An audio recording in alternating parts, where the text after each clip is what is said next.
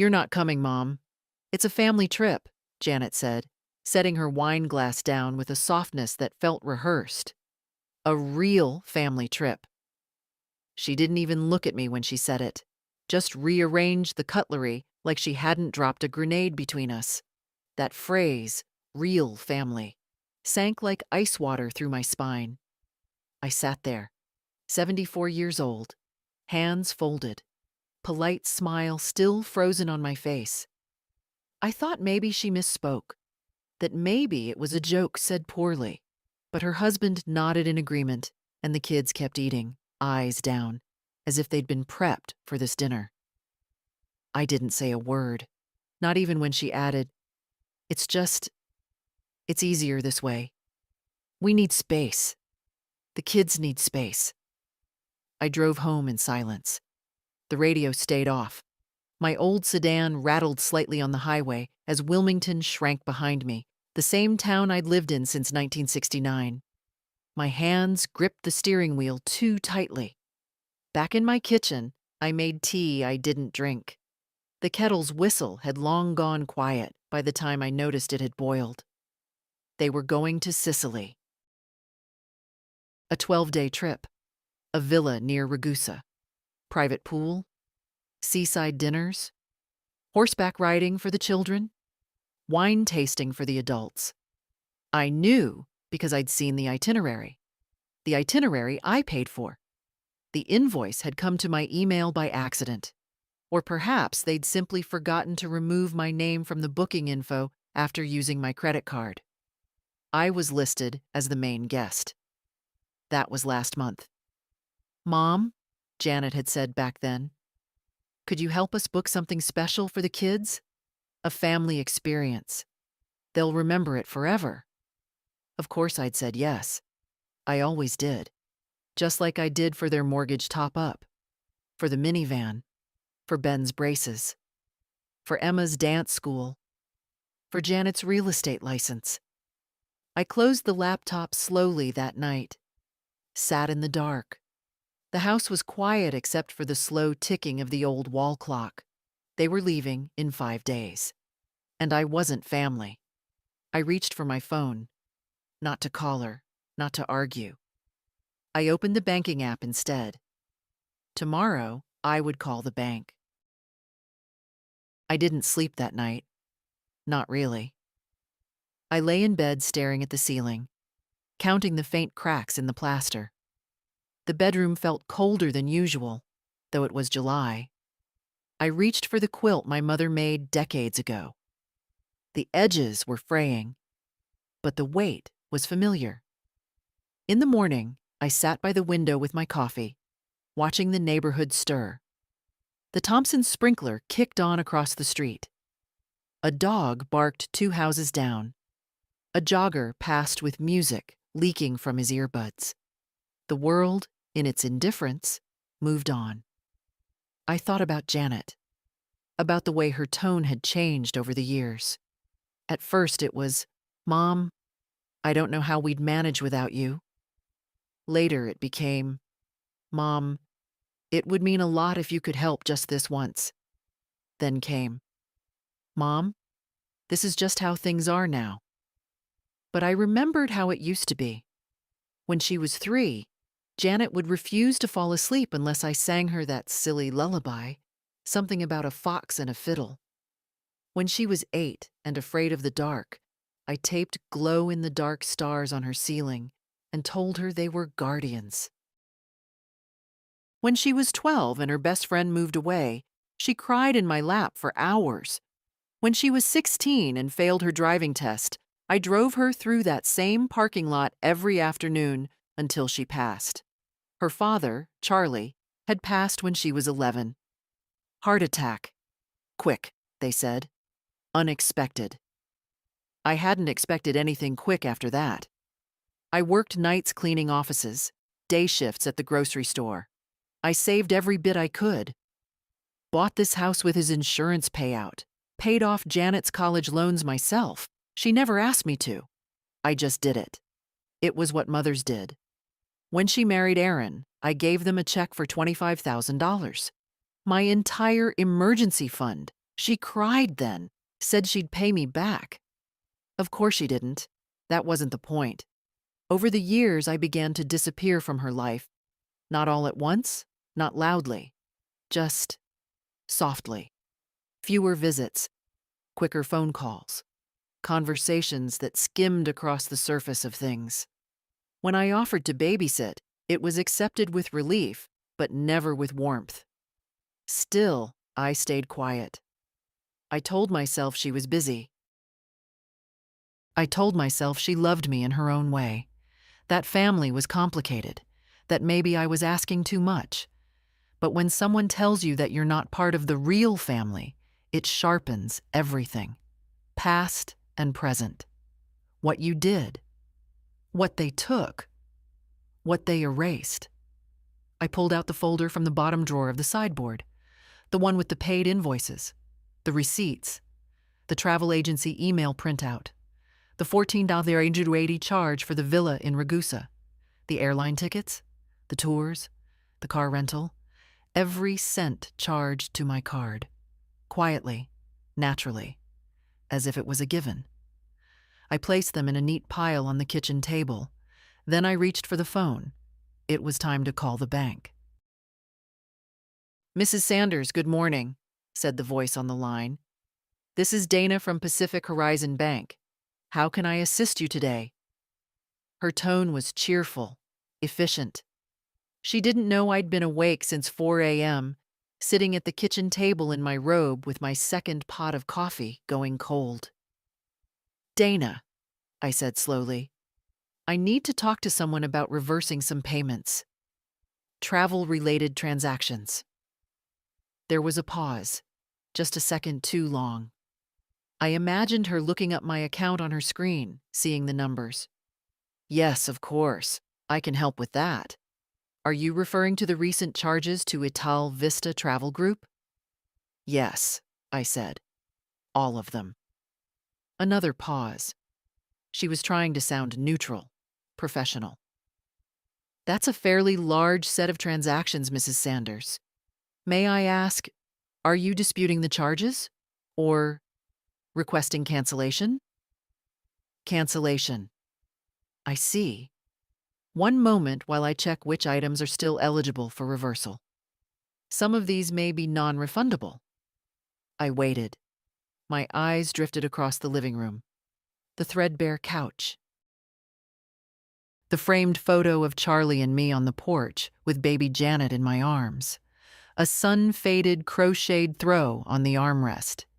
Dana came back. "All right, so here's what I see. The villa booking is refundable with a 10% penalty if canceled today. The airline tickets have a cancellation window, though there's a fee. The guided excursions, those are fully cancelable. The car rental, too. Shall I proceed with all of them?" "Yes," I said. "Very well. I'll file the cancellation requests now. You'll receive confirmation emails as each one is processed. The refunds, minus fees, will return to your account within 5 to 7 business days." "Thank you," I said. And then, almost as an afterthought, "Can you also make a note that no further charges are to be authorized from that merchant without my direct approval?" "Certainly." We ended the call politely, like two strangers finalizing a transaction. But for me, it was something else. I set the phone down and looked at the neat stack of papers again. $14,880 for a vacation I wasn't invited to. They would be flying out in 4 days. They didn't know yet that nothing was booked anymore. I stared at the clock. 11:43 a.m. By now, Janet was probably at lunch with her colleagues, sipping something iced and green, laughing about something her youngest had said. She wouldn't check the travel app until later, maybe that evening, maybe not until the airport. I didn't care. This wasn't revenge. This was correction. A rebalancing. That night, I reheated soup I'd made 2 days ago. Took out the good china just because. I poured a small glass of red wine and lit a candle. I ate alone at the dining table, slowly, deliberately. And for the first time in a very long while, I didn't feel invisible. I didn't tell anyone what I'd done. Not yet. There was a stillness in the air the morning after, as if the house itself was holding its breath. I moved through it quietly, as if my silence could stretch the peace a little longer. I fed the cat, watered the ferns by the front windows, opened the curtains to let in the hot Wilmington light. My phone buzzed around 10, a group text from Janet. "Don't forget, Sicily in 3 days. Emma, did you pack your white sandals? Ben, passport is in the kitchen drawer. Aaron, you are handling the rental car this time." The message was full of cheerful authority, little emojis, family rhythm. I wasn't included in the planning, of course. I was only in that group chat because once, years ago, Janet had added me so I'd feel included. Now it was mostly a window into a world I no longer belonged to. I stared at the text for a moment, then put the phone face down on the table. The irony didn't sting as sharply as I'd expected. I'd canceled the trip less than 24 hours ago, and they were still preparing for it like it was set in stone. I felt a strange calm watching their excitement. I knew what they didn't, and that made all the difference. Later that day, I went into town. I needed eggs, and I wanted to pick up a few envelopes at the stationery store. There was a crispness in my step I hadn't felt in a while. I parked by the curb and walked past the bakery where Charlie used to buy cinnamon rolls on Sunday mornings. Same sign in the window. Fresh before noon. Same sweet smell spilling onto the sidewalk. In the stationery aisle, I found what I needed. Heavy cream envelopes, the good kind. I didn't need them for anything urgent. I just wanted to write again. Letters, maybe. A list of things I still wanted to do. Not a bucket list, more like a remembering list. At the checkout, the cashier smiled. "Doing some mailing today?" "Eventually," I said. "Some things take time." When I got back home, there was a voicemail blinking. I pressed play, heart already settling into stillness. "Hi, Mom. Just checking in.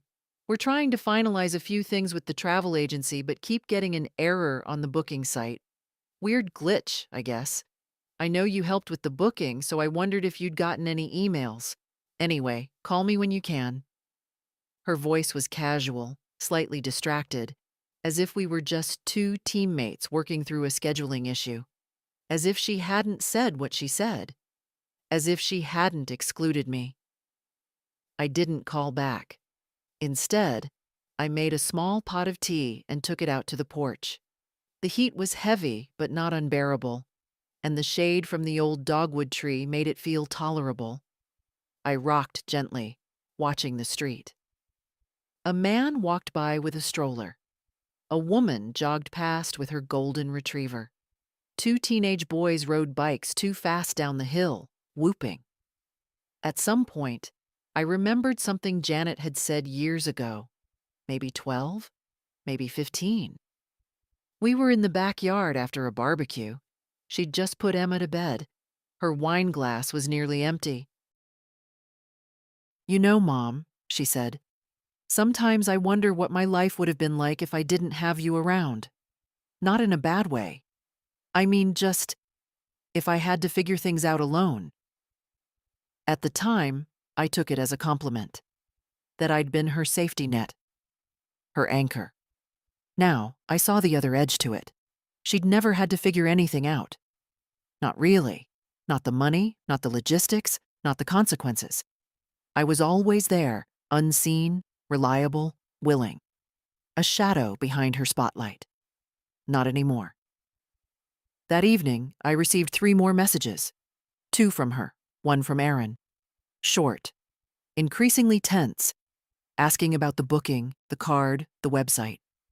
One even had a screenshot with a red error message on the screen. I didn't answer. By nightfall, I knew the questions would turn to calls, maybe even a visit. And when they did, I would be ready. But tonight? Tonight, I poured another glass of wine, and I wrote, for the first time in years, a letter to myself. Dear Mabel, well done. The first call came at 7:18 the next morning. I was in the garden, still in my nightgown, pulling weeds from the bed where the tulips had bloomed last spring. My phone rang in the kitchen, and I let it ring. Then it rang again, and again. When I finally walked in, barefoot and sweating slightly, there were 6 missed calls. 3 from Janet, 1 from Aaron, 1 from Emma's dance. That would be Emma, borrowing her mother's phone again, and 1 from an unknown number, which I assumed was the travel agency. I made toast, buttered it, ate it standing by the sink. Then the phone buzzed again. This time, a text. Janet. Mom, what's going on? The villa reservation is gone. Did you cancel it? Call me. The tone had changed. The emojis were gone. I rinsed my plate and wiped my hands on a towel. Then I sat down, composed a reply, and deleted it. Then did it again. 4 times. Finally, I wrote, me. Yes, I canceled it. Since I wasn't family, I assumed my money wasn't needed. I hit send and put the phone down. No explanation, no apology, just clarity. The reply came fast. Janet. What the hell are you talking about? This affects all of us. The kids are devastated. How could you be so petty? Petty. That word rolled around in my mind as I poured myself a second cup of coffee. Was it petty to reclaim my own money? Was it petty to say, I will no longer be left out of the things I pay for? Was it petty to stop pretending I didn't hear the things they said when they thought I wouldn't react? The phone rang again. I answered this time. Mom. Her voice was sharp, brittle. What did you do? I canceled the bookings, I said calmly. The villa, the flights, the tours, everything. But why? You said you'd help. You said it was for the kids. No, I said. You said it was for the kids. I said I would pay for a family trip. And then you told me I wasn't family. There was silence. Then she scoffed. You're twisting things. I didn't mean it like that. You always do this. Always make everything about you. I closed my eyes. A slow exhale. I'm 74 years old, Janet, I said. I've been quiet for a long time, paid for more things than you'll ever know, accepted scraps of your time and pretended they were love.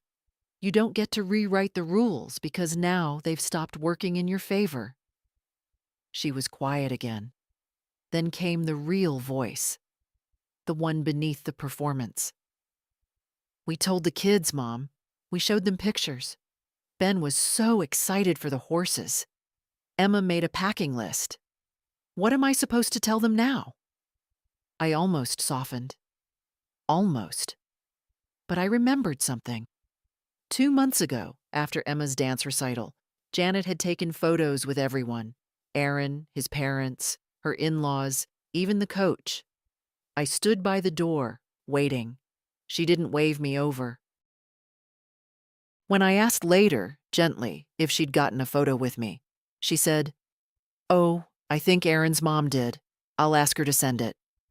She never did, so I said now, "Tell them the truth, that you made choices, and choices have consequences." She hung up. That afternoon, Aaron showed up. Loud knock. Dark sunglasses. I didn't open the door. He left after a few minutes, but not before muttering something I couldn't hear through the glass. It didn't matter. I was done with noise. Done with people who only remembered I existed when their plans were at risk.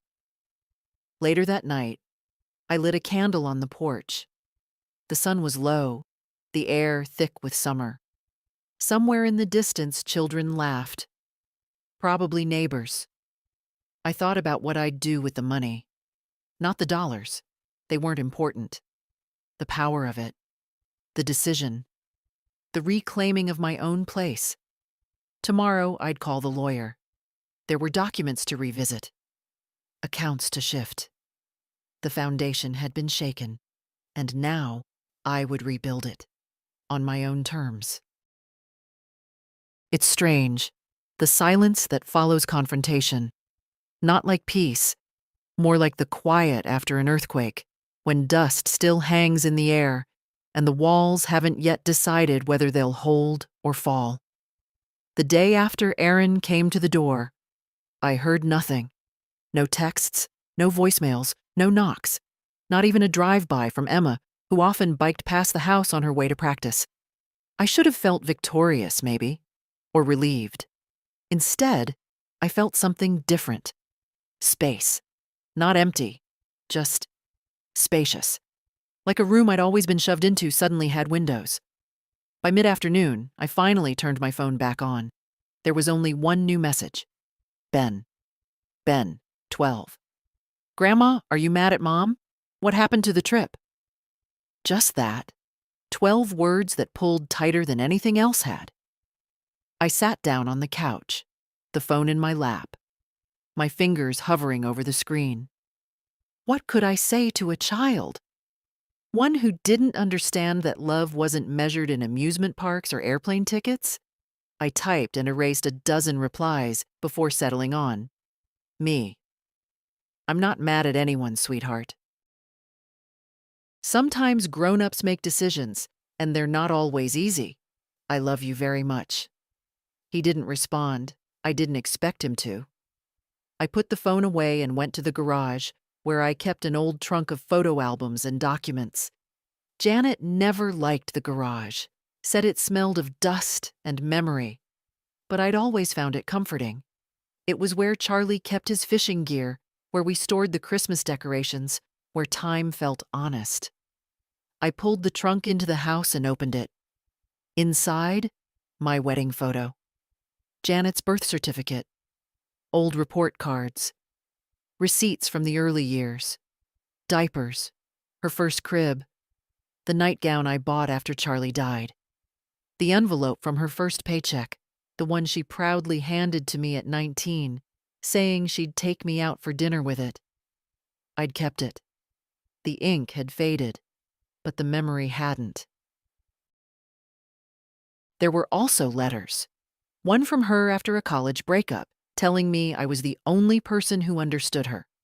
Another from a school trip in 8th grade, signed, Your best friend always. I stared at them a long time. I wondered what changed. And when. The answer didn't come. Only a hollow ache that no money could fill. By evening, I'd made a decision. Not out of spite, not for punishment, but because some lines, once crossed, need to be drawn again, with permanent ink. I called my bank first. Asked to schedule an in-person meeting.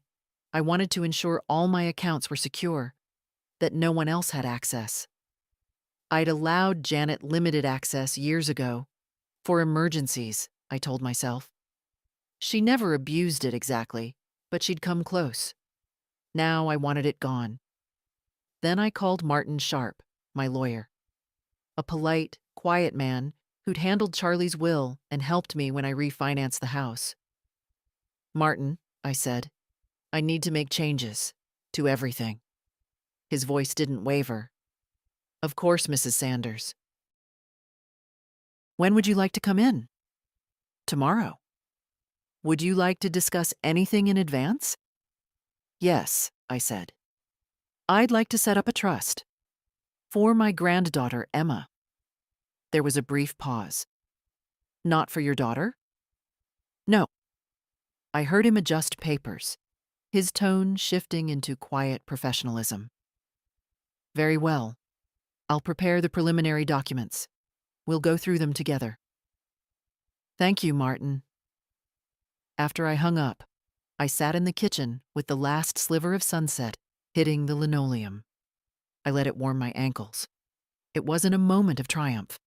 It was a moment of truth. I didn't want to punish anyone. I just wanted to protect what little I had left. My peace, my voice, my worth. And if that meant drawing lines, bold, unflinching, undeniable, then so be it. Tomorrow, I would write my name beside them. The bank lobby was cool and quiet when I stepped inside the next morning. Air-conditioned air, floral carpet, the faint hum of printers behind the glass. I'd worn my best linen pants and a button-down I hadn't put on in years. Not because I needed to impress anyone, but because I wanted to feel solid, present, not some invisible woman withdrawing into herself. Dana, the bank rep I'd spoken with earlier, recognized me instantly. "Mrs. Sanders," she said, standing quickly. "We've got a room ready for you." She led me into a small office with a frosted glass wall and a sleek table that didn't quite match the worn armchairs. She pulled up my file on her screen while I settled into the seat. "I've flagged all recent transactions from Ital Vista Travel and confirmed that all pending charges have been halted. The refunds are in progress, minus cancellation fees." I nodded. "Good. I'd also like to revoke any and all authorized users on my accounts." Dana glanced up. "Including your daughter?" "Especially my daughter." She didn't flinch, just nodded once and began typing. Her fingers moved fast, efficient. She'd seen enough to know when not to ask questions. "I'd also like to move a portion of the funds into a new trust account, under the name of my granddaughter, Emma Corrine Wallace. She's 15. She paused, looked at me carefully. "Do you want that to be active immediately or triggered at a certain age?" I thought about it. 18, I said. "But I want to leave a clause.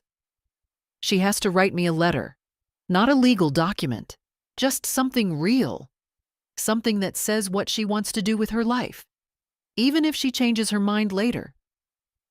Dana smiled softly. "We can make that work." While she finalized the paperwork, I sat there, looking out the glass at the bank's waiting area. A young couple was there with a toddler, the mother bouncing him gently on her knee while the father scrolled through something on his phone. Their exhaustion was visible, but so was their togetherness. I wondered what it would be like to have that again, a family that leaned in instead of pushing out. An hour later, everything was signed, accounts locked down, access revoked, trust created. It was done. Outside, the July air wrapped around me like a blanket I hadn't asked for. Too warm, a little sticky, but I welcomed it. It was real. Next was Martin's office, 2 blocks over in a squat beige building that had looked outdated since the late 80s. The receptionist offered me water, then led me in. Martin stood when I entered. "Mrs. Sanders, come in, please." He looked the same as always, thin hair, brown tie, glasses that always slid just slightly down his nose. We went through the will. I crossed out names, shifted percentages, added Emma specifically and clearly, and I added one final clause. No claim or challenge from other family members will be accepted without a personal handwritten letter, submitted while I am alive. Martin raised an eyebrow at that. "They'll have time to explain themselves," I said simply, "while it still matters." He nodded. When I left, I didn't feel triumphant. I felt exhausted. But it was the exhaustion that comes after doing something necessary, like chopping firewood or cleaning out a closet you've avoided for years. Back home, I made myself a sandwich, sat on the porch. The phone buzzed on the table next to me, but I didn't look. Somewhere inside, I felt something loosen. Not joy, not revenge, just a small reclaiming of space, of voice, of myself. The next morning, I found a letter in my mailbox. It wasn't in an envelope, just a sheet of lined notebook paper folded twice, with my name, Grandma, written across the top in blue ink. Emma's handwriting. I stood at the mailbox for a moment before opening it. The sun was already climbing, the air thick and slow. A mockingbird was perched on the fence, chirping like it knew something I didn't. Inside, the note was simple. Grandma, Mom, and Dad are freaking out. They say we're not going on the trip anymore because of something you did. I don't know what happened. I just know I miss you. I didn't ask them to leave you out. I thought you didn't want to come. That's what they told us. I love you. Please call me. Emma. I sat down right there on the porch step, the paper trembling in my hands. They told her I didn't want to come. Of course they did. It was easier than admitting the truth, that they'd made a choice, to exclude, to diminish, and now the consequences were rippling through their tidy plans. I went inside, poured myself a glass of water, and stared at the note for a long time. She was just a girl. Not innocent, not exactly. She saw more than they thought, but still learning where the fault lines ran. Still learning which voices to trust. I picked up the phone and dialed her number. Not Janet's, not the house. Emma's. She answered on the first ring. Grandma? Hi, baby, I said, my voice a little thinner than I wanted it to be.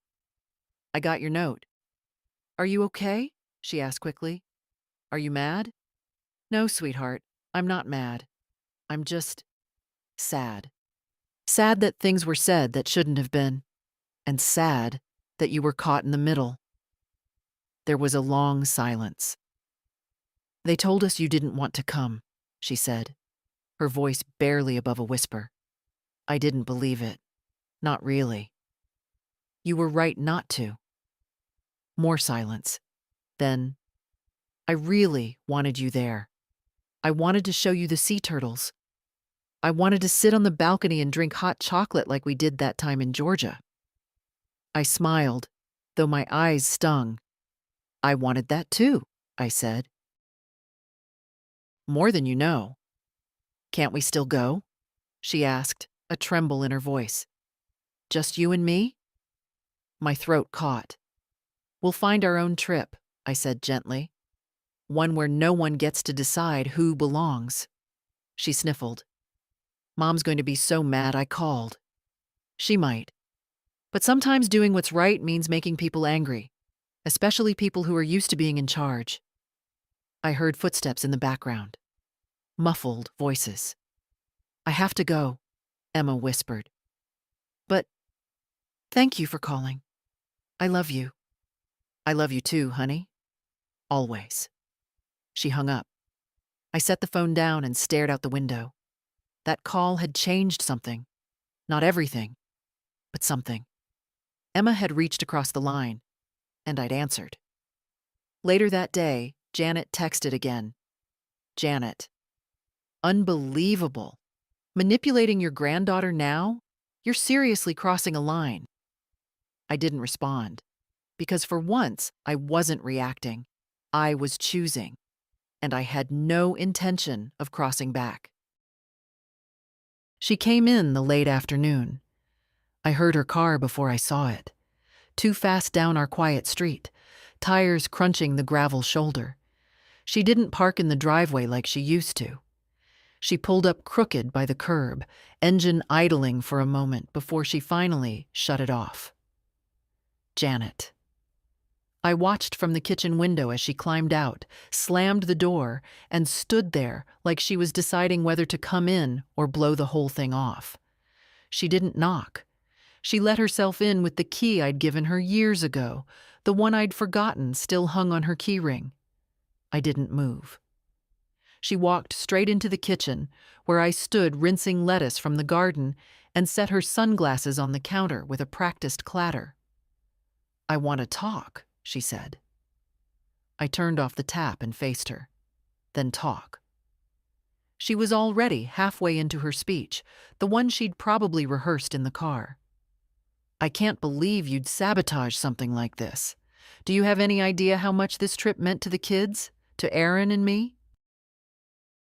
It was the first time in 5 years we were going to take a real vacation, and you told me I wasn't family, I said, calm and even. Her mouth opened, then closed. I didn't mean it like that. But you said it. I was frustrated. I was tired. You always twist things into some kind of drama. No, I said. What I did was finally stop funding a life I'm not allowed to be part of. She crossed her arms. This is about money, then? That's what it always comes down to. No, I said again. It's about respect, about being spoken to like a person, about not being erased. She looked away, toward the fridge, like she was searching for a neutral object to fix her eyes on. I never asked you to pay for anything, she muttered.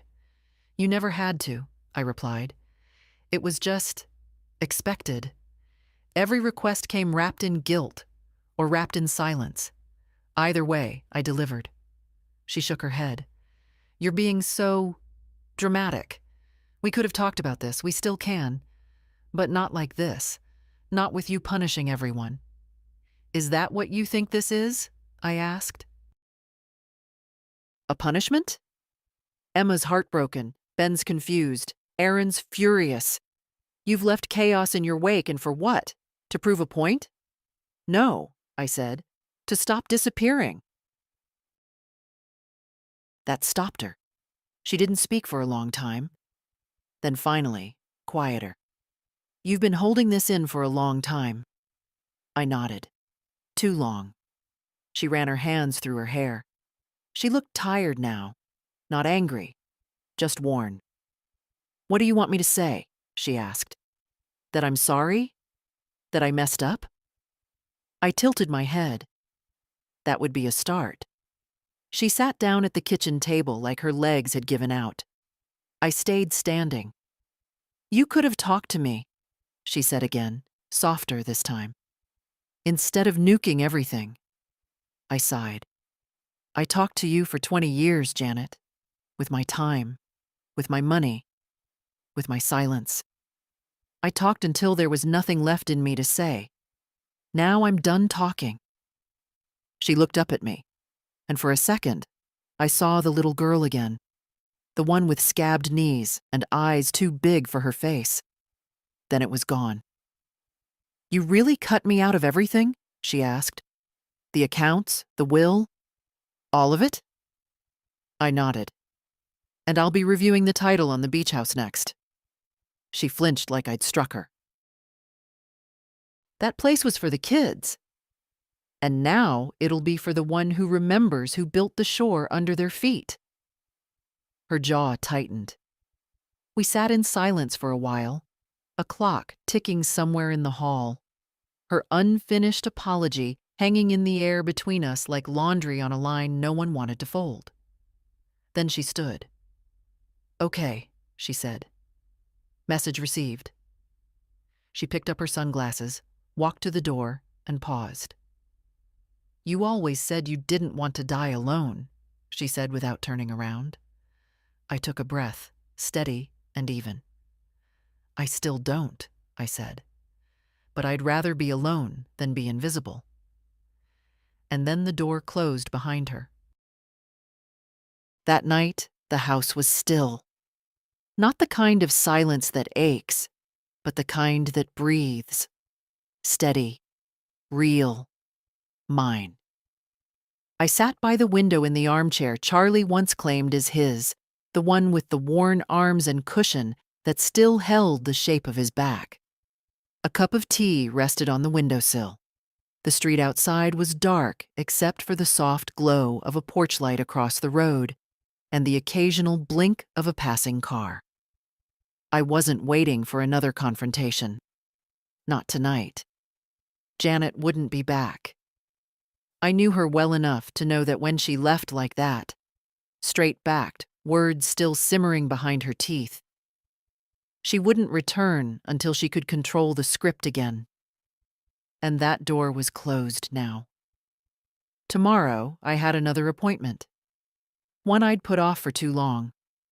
The next morning, I stood in front of the office of a man named Thomas Brandt, real estate attorney. The building was newer than Martin's, glass and steel with potted plants by the door. I'd called ahead to ask if he handled property title transfers and ownership restructuring.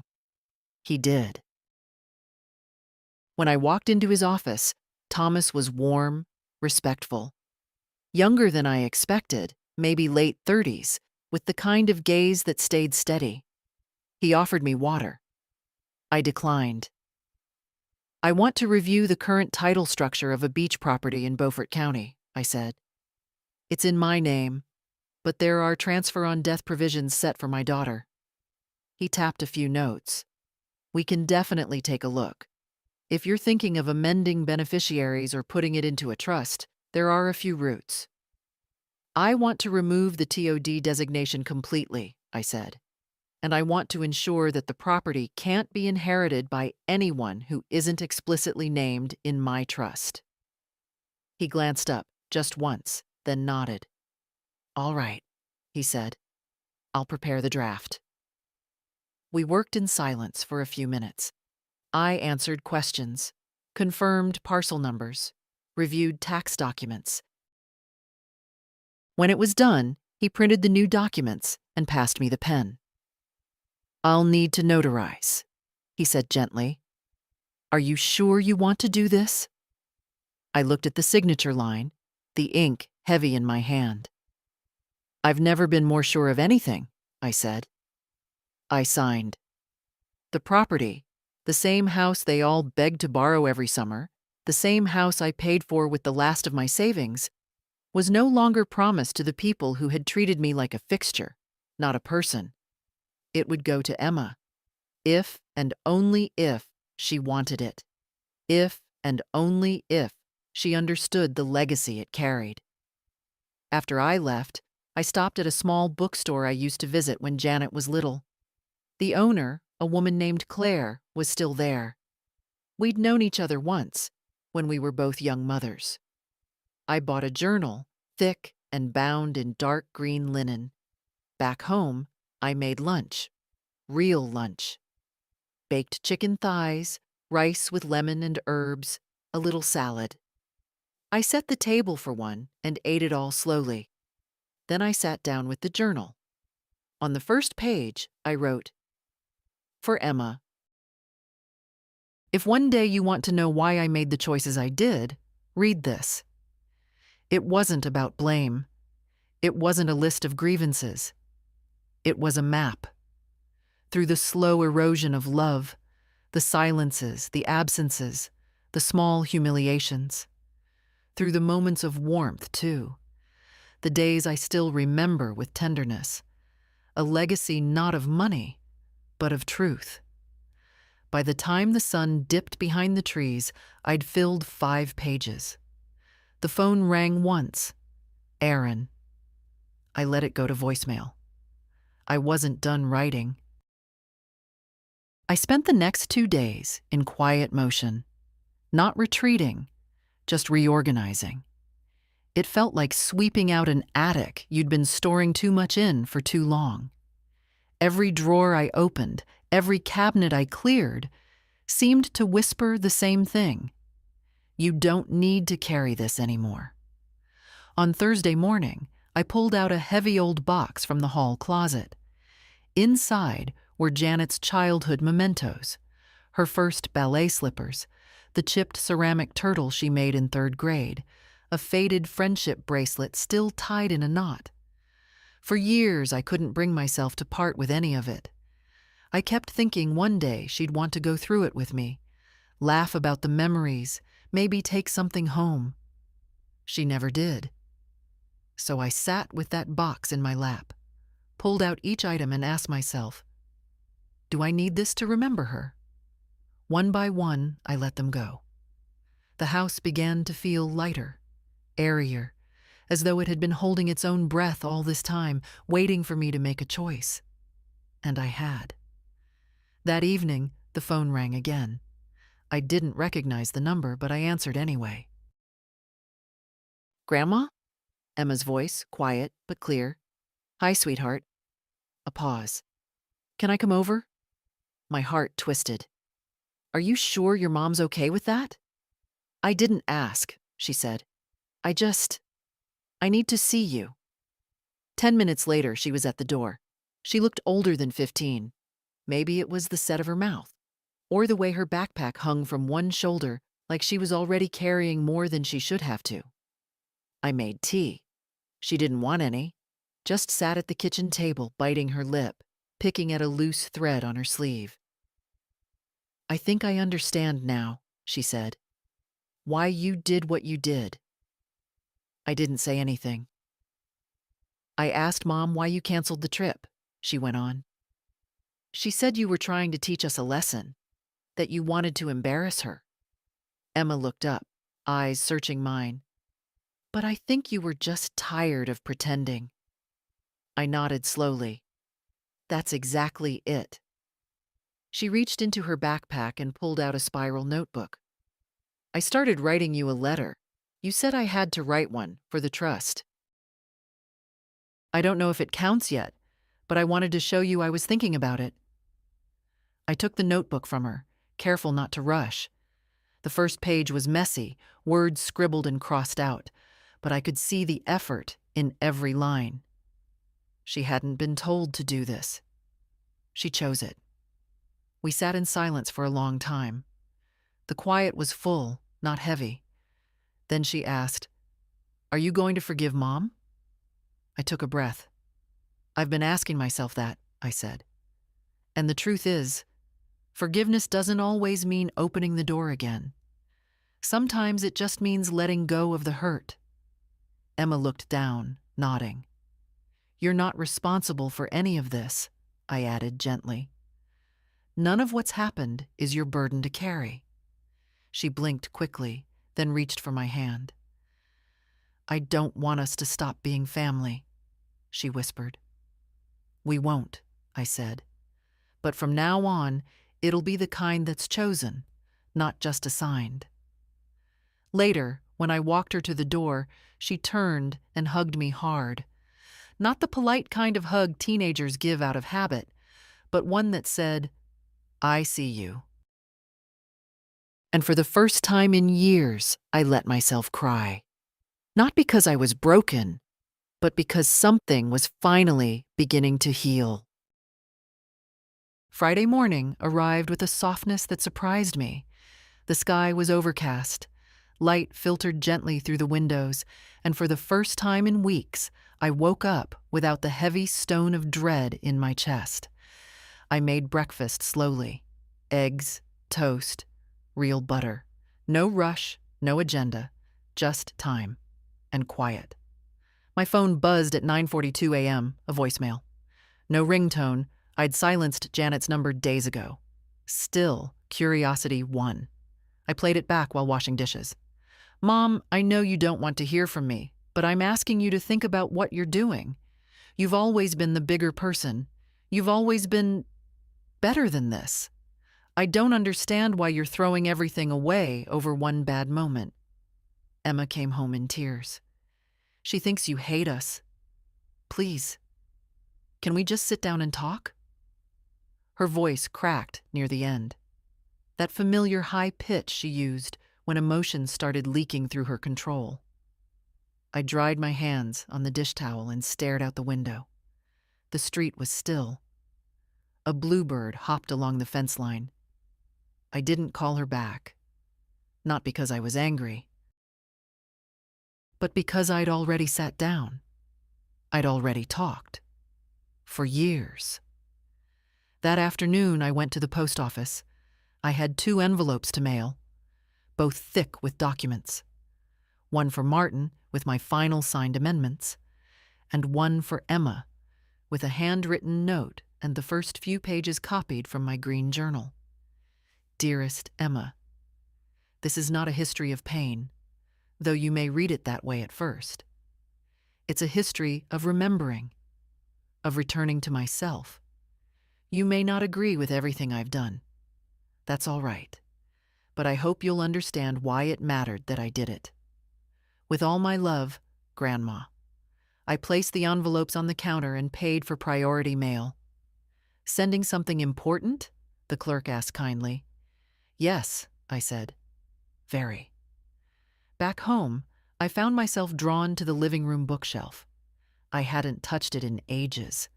Among the cookbooks and gardening guides, there were old novels, photo albums, a few keepsake boxes.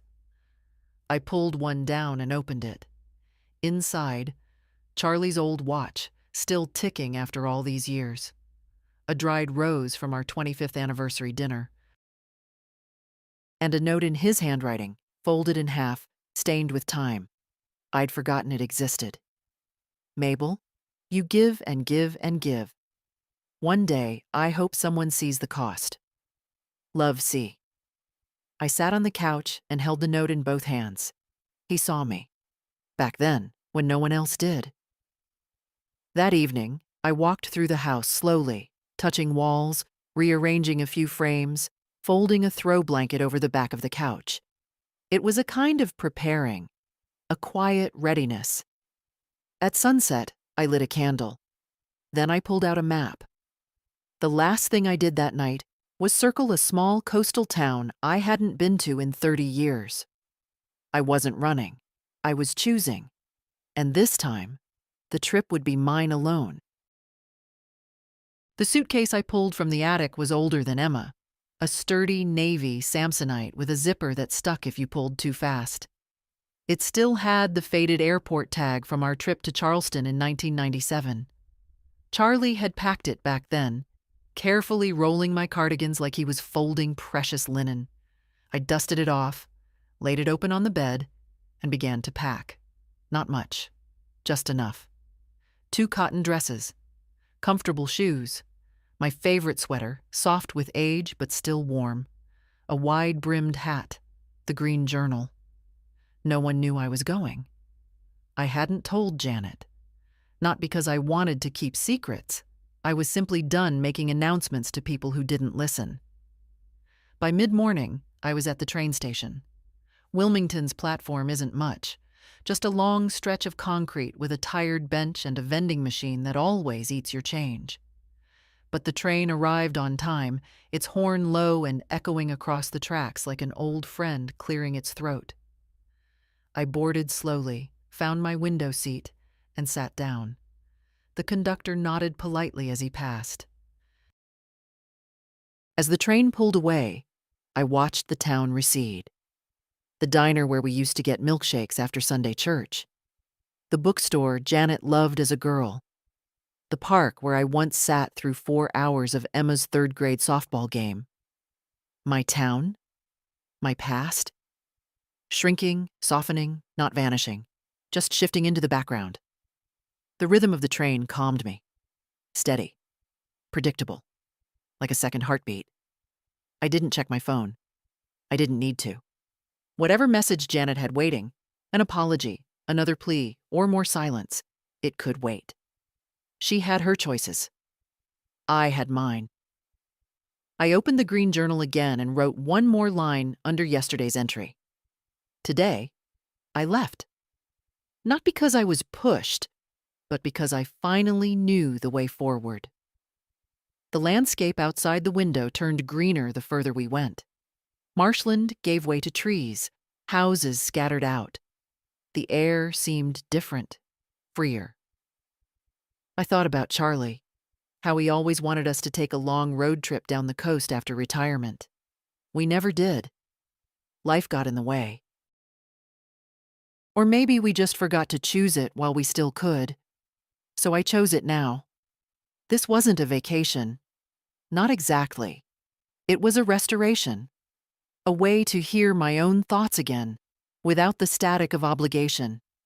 A chance to sit with the woman I used to be. The one who once believed she'd matter, even without her wallet open or her voice quiet. Somewhere around mile 60, a little boy across the aisle turned to me and asked, "Are you going home?" I smiled. "No," I said, but I think I'm getting closer. The train let me off in a town so small it didn't even bother with a proper station, just a wooden platform and a tin sign that read Bay Haven. One suitcase in hand, I stepped down onto the gravel and was hit by the scent of salt, sun, and something sweetly decaying in the way only coastal air can be. I hadn't been here in over 30 years. Bay Haven was where Charlie and I once spent a weekend in a rented cottage, long before Janet, long before bills and braces and the slow erosion of small resentments. Just the two of us and the ocean. He'd lost his wedding ring in the surf, and we laughed about it until the sky turned pink. I found a little inn at the edge of town, the Wren's Nest.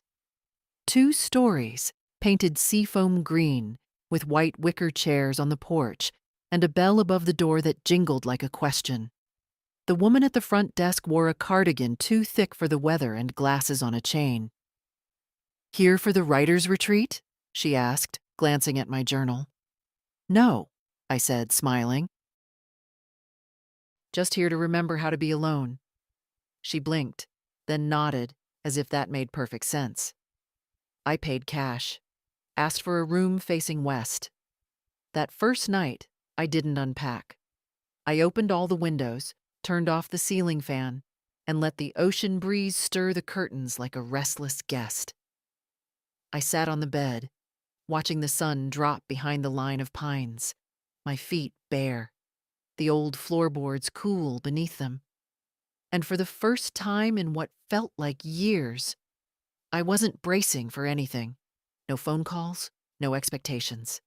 Just breath, space, and the quiet hum of being. The next day, I walked. Bay Haven had changed. New shops, more tourists. But the bones of it were still there.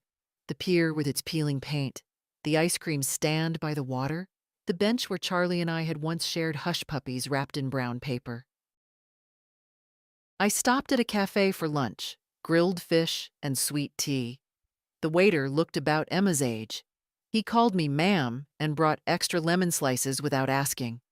When I went to pay, I paused, then asked if they sold gift cards. He nodded. "Sure. Any amount?"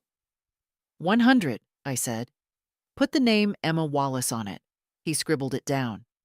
"Special occasion?" "No," I said. "Just thinking of someone I love." I mailed it from the tiny post office down the street. No note, just the card and a receipt. That evening, back at the inn, I sat on the porch with a blanket over my legs and the journal in my lap. I didn't write much. Just one sentence. I am not where I was, but I am no longer where they left me. It wasn't poetry, but it was true. Around midnight, I woke up to thunder. Not loud, but close. The kind that sounds like someone dragging furniture across the clouds. I went to the window. Rain tapped the glass gently, like it was trying to be let in. I made tea in the little kitchenette and sipped it standing at the sink, wrapped in a towel, hair still damp from the earlier walk on the beach. The phone on the nightstand buzzed once. I checked it. A photo from Emma. She stood in the kitchen back home, holding the gift card, her face lit up with surprise. No caption. Just that smile. The kind that said, "I know this was from you, and I love you for it." My chest tightened, not with regret, with something softer. Something I hadn't allowed myself in a long time. Hope. I replied with a heart. Just one. Then turned the phone off again. The rain kept falling, and I let it. I stayed in Bay Haven for 6 more days. Every morning, I walked to the beach with my shoes in hand and let the sea greet me without questions. The tide was always different, but the rhythm was constant. Water in, water out. It reminded me of something I'd forgotten, that letting go is a cycle, not a single act. On the last morning, I packed slowly. folded each piece of clothing with care, not because I was returning to something, but because I was ready to carry myself differently. The green journal was heavier now, pages full, each line a small restoration. I left it on the nightstand for a moment while I sat by the window, one last look at the shoreline stretching into fog. The train back was quiet. I read, dozed, watched the landscape soften from coast to field to suburb. When I got home, the house greeted me with its usual creaks and sighs, but it no longer felt like a waiting room. It felt lived in again. Mine. In the following weeks, Janet didn't reach out. Not on my birthday. Not after Emma told her about the trust. Not after Aaron's cousin spotted me at the hardware store buying paint for the sunroom. And I didn't chase her. Emma came once a week, sometimes with questions, sometimes just to sit. She brought cookies she'd baked herself, her math homework, and once a list of places she wanted to see with someone who actually notices things. We picked one. Charleston, next spring. You promise? She asked. I do. Martin sent the finalized estate documents by courier. I signed without hesitation. No ceremony, no big moment. Just a quiet, firm pen stroke. Dana from the bank called to confirm the last transfer. You're all set, Mrs. Sanders. Everything's just how you asked. Good, I said. That's how it should be. One evening, I sat on the porch, tea in hand, and watched the neighborhood fold into dusk. A couple walked past, holding hands, arguing gently about dinner. A teenager biked by, earbuds in, nodding to some invisible beat. Across the street, the Thompsons' porch light clicked on automatically, and I realized something simple. No one had to understand what I did. They didn't have to approve or applaud or even forgive, because I didn't do it to be seen. I did it to stop disappearing. In the quiet, I thought about every woman like me. Every mother, grandmother, sister, friend. The ones who gave and gave until the giving hollowed them out. The ones told to be grateful, to be silent, to not make waves. To them, I say this: let the water rise. Let it carry you where you were too afraid to go. And when it finally recedes, stand tall in the sand, wet and alive, and know this: you are not the storm. You are what survives it. If this story found something true in you, share it. Write your own. Remember, the quiet ones remember everything.